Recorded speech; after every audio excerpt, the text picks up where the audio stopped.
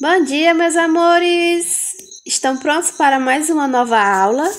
Hoje nós vamos dar início a um conteúdo novo chamado a crosta terrestre e nós vamos começar agora o nosso conteúdo.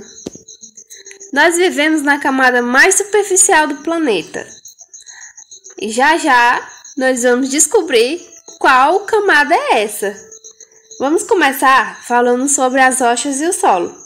As rochas e o solo que formam essa camada, elas podem parecer que elas não se modificam, mas ao longo do tempo, elas sofrem modificações. E essas modificações são constantemente, ou seja, toda hora está sofrendo modificação, só que elas ocorrem de forma lenta, é um processo lento.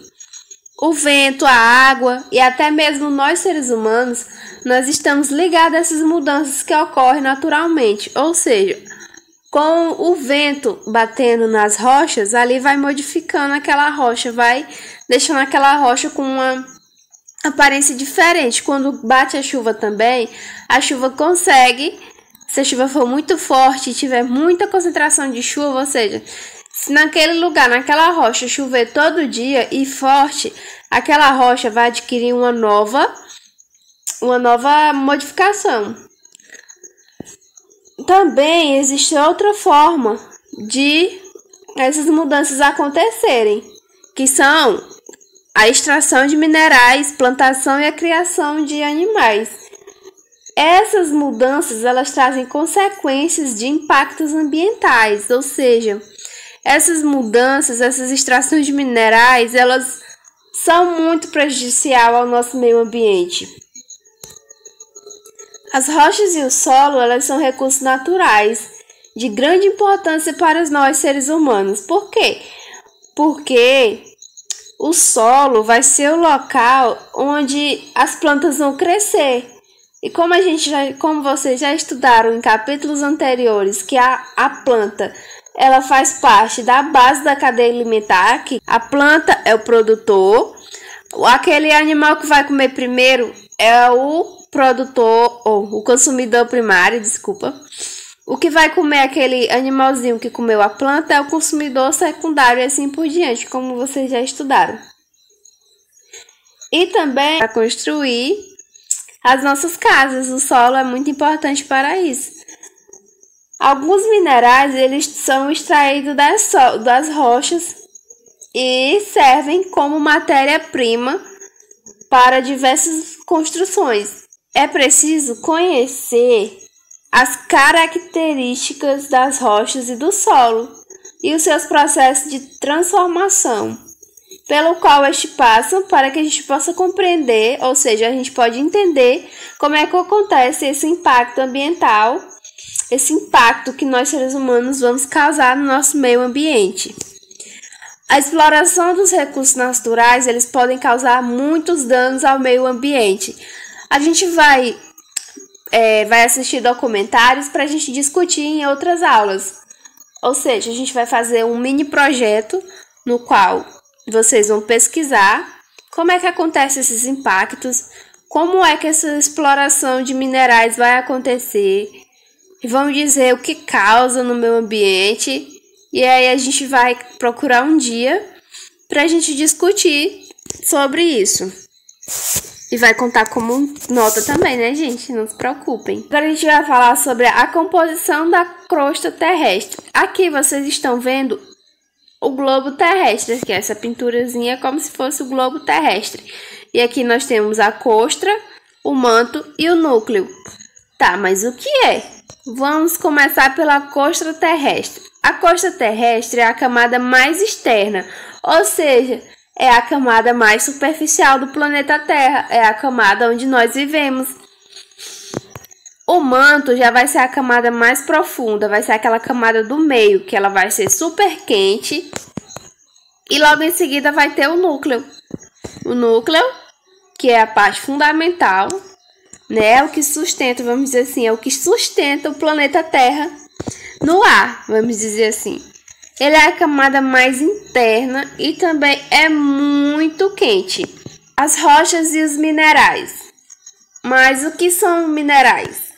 Os minerais, eles são matérias sólidas homogêneas. O que é homogênea? Homogênea quando se misturam, quando a gente tem matérias que se misturam e que a gente não consegue distinguir quais matérias são. Então, elas são homogêneas e ocorrem naturalmente, ou seja, elas são formadas naturalmente. Os minerais mais comuns, eles são o ferro, o alumínio e o diamante. A gente vê que o ferro ele é usado nas construções. A gente sabe que também o alumínio também é utilizado. O alumínio serve para fazer portão, para fazer aqueles copos de alumínio. E o diamante, que é com uma joia, que eles vão criar uma joia em cima daquele diamante. As rochas, elas vão ser compostas da união natural de minerais, ou seja, as rochas vão ser formadas a partir dos minerais. Algumas rochas, elas são compostas por apenas um mineral. O exemplo desse é o calcário. O calcário ele é composto apenas de um mineral. Esse mineral ele é chamado de calcita. Aqui está o calcário, que é aquelas pedrinhas de calçamento. E o calcário serve para usar, para fazer também várias outras coisas. Aqui está a calcita, a matéria-prima do calcário, ou seja, a calcita é o mineral responsável por formar o calcário. A união de várias calcitas vão formar o calcário. Repetindo, as rochas elas são compostas da união de minerais, ou seja, a calcita vai se juntar e vai formar o calcário. Se aquele calcário fosse se juntar com mais calcário, muito, vai formar o quê? Uma rocha. Então, as rochas são formadas pela união de minerais. Algumas rochas elas podem ser compostas por mais minerais. Nós temos o exemplo aqui do granito, que ele é formado por 3 minerais. Primeiro é o quartzo. O quartzo ele é um material bem transparente.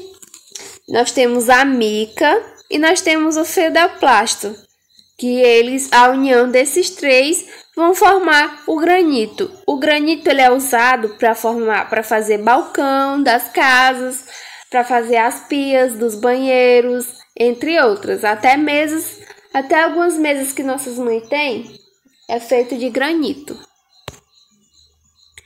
Agora a gente vai falar sobre os minérios. Nós utilizamos quase todos os minérios conhecidos. Aqueles que apresentam cor, brilho, resistência e transparência são o que a gente mais usa.